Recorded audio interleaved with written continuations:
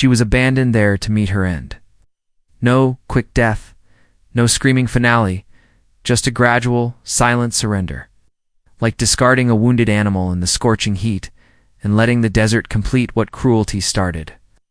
This was July in the Mojave, during those merciless months when even the wind forgets to blow. Ridgecrest sat motionless beneath a sun, cruel enough to crack ancient timber and blind any horse foolish enough to gallop too far. Jack Mercer, 42 years weathered, had endured sufficient torment to recognize when evil walked among men. Hardship had carved away his softness, after laying his brother to rest, watching flames consume his home, and bidding farewell to a woman who'd once made his house feel like sanctuary. Yet what unfolded before him that scorching afternoon would brand itself into his memory forever. There she stood at his property's boundary, beside that rotting fence post he'd neglected for seasons, without shoes, her garment drenched to the thighs. Coarse burlap cinched cruelly around her skull, no openings, no compassion. Her arms were lashed behind her, the bindings carved so deeply they'd shame any barbed wire. Still, she remained motionless, made no attempt to flee, uttered no sound. She simply endured, as if she'd accepted that rescue wasn't coming. Have you ever witnessed something so fundamentally wrong it makes your jaw clench? Jack dismounted his horse, spoke not a single word. He approached cautiously, like a man nearing an abyss whose depths remained hidden. The woman murmured, her voice so parched it fractured halfway through each word. Please remove them. No theatrics. No volume, just hollow desperation, as if those words were her final possession. Jack's weathered hands, calloused from years of ranch work, reached toward the binding. Someone had secured it with malicious intent. 3 long minutes passed before he could free her. When that sack finally fell away, what lay beneath wasn't some supernatural horror. It was 19 years of another's brutality, shrouded in enforced silence. Jack asked nothing, not her identity, not her origins, not the circumstances that brought her here. He simply assisted her onto his saddle with gentle care and rode slowly toward his dwelling. Their journey passed in stillness, though not the uncomfortable kind. Rather, it was the silence that emerges when two souls recognize they've both witnessed too much darkness. At his homestead, Jack offered her a metal cup filled with water. She consumed it as though it caused pain, yet didn't waste a single drop. He prepared a potato, giving her the larger portion. No explanation was offered. None was needed. She settled beside the flames, wrapped in his worn blanket. Nearly 20 minutes elapsed before she spoke. Jack didn't press her. Hell, pressure never helped anyone share their burden. Not in this harsh land. Eventually, she met his gaze and whispered softly, "They claimed any man who stared too long would face damnation." Jack's expression never wavered. "That's not damnation talking. That's cowardice." Her smile appeared small and uneven, but genuine. Come morning, Jack discovered her hanging his garments on the clothesline. She wasn't requesting permission to remain, but neither was she asking to depart. In a settlement like Ridgecrest, gossip spreads quicker than a serpent through dry brush. Before sunset, the tavern hummed with speculation. Some claimed she was native, others whispered of witchcraft. One intoxicated patron even suggested she was a spirit Jack had unearthed and fallen for. Jack couldn't care less about their theories. He had repairs to make, a lame horse to tend, and now a young woman, bearing rope scars, who startled whenever he cleared his throat too forcefully. But that evening brought change. 2 riders approached from the southern trail. No friendly gestures, no greetings. They simply observed his home as if it owed them compensation. Jack emerged onto his porch, his rifle still secured above the entrance. Inside, the woman froze, trembling hands and terror-filled eyes, suggesting she recognized these visitors' presence without seeing their faces. This wasn't a social call. And Jack understood that if they'd arrived tonight, others would surely follow. These strangers were unfamiliar to Jack, but he knew their breed. Too polished for ranch workers, too silent for ordinary travelers. They sat their mounts like men convinced they possessed whatever caught their attention. The taller figure touched his hat brim.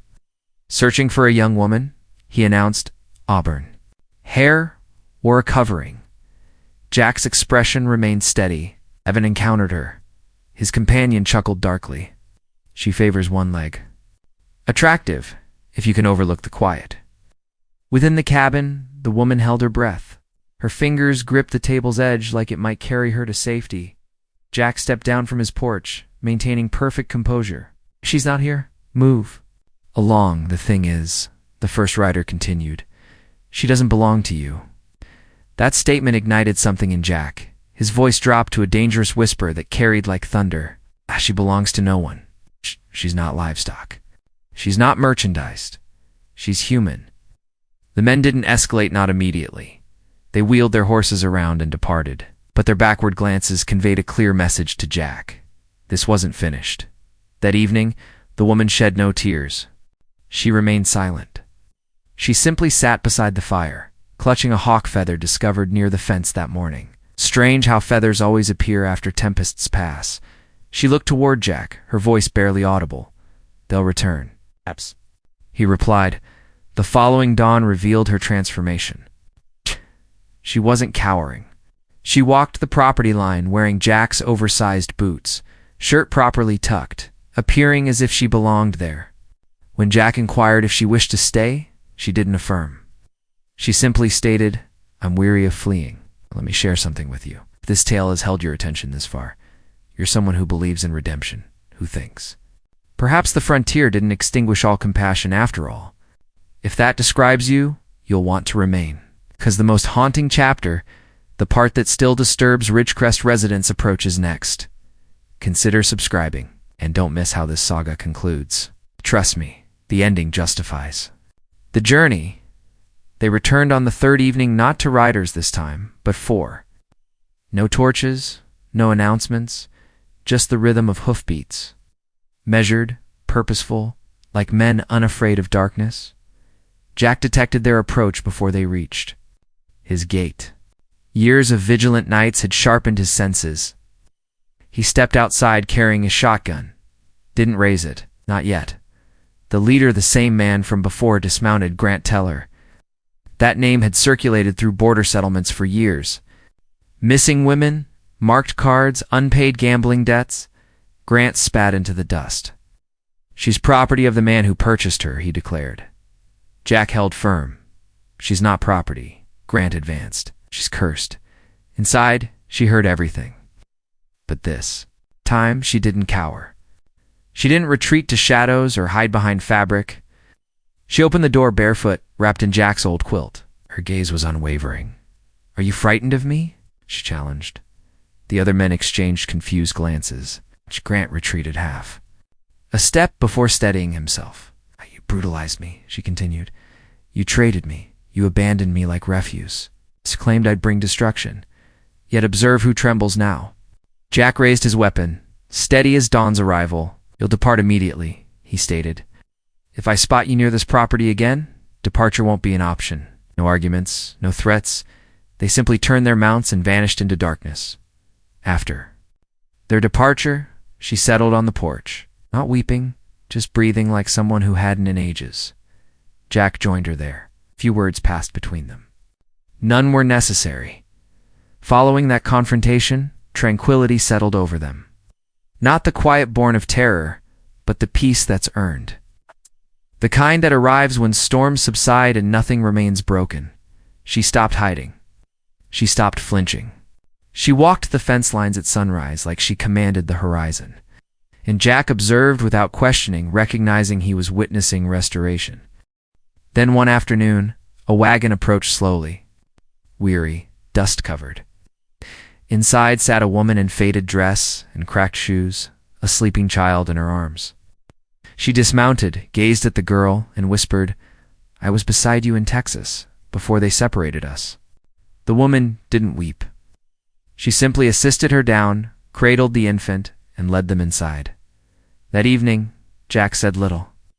He opened the barn doors, gestured toward the loft. Their space. That's how it began. Not with celebration or proclamations, But with discarded souls deciding their stories weren't finished, they restored the abandoned south chamber. The newcomer crafted blankets from canvas and old garments. The girl cultivated medicinal plants near the ancient tree. The children organized hardware and hummed when they believed no one listened. By springtime, the town ceased its whispers.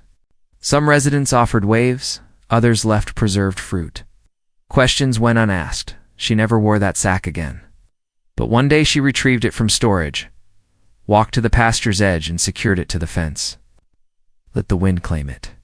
Didn't pursue it, didn't watch it go. Here's my question for you.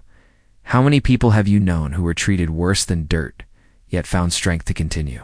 Many were labeled cursed, but still discovered the courage for kindness. Sometimes, the most resilient souls aren't the loudest ones. They're those who don't seek permission to matter. They simply exist. If this story stirred something within you, it reminded you of someone who survived more than they should have endured, show your appreciation with that like button, perhaps even subscribe. Because out here in the West, we don't let people disappear into silence. We preserve their stories, and maybe, just maybe, you'll stay for the next ones.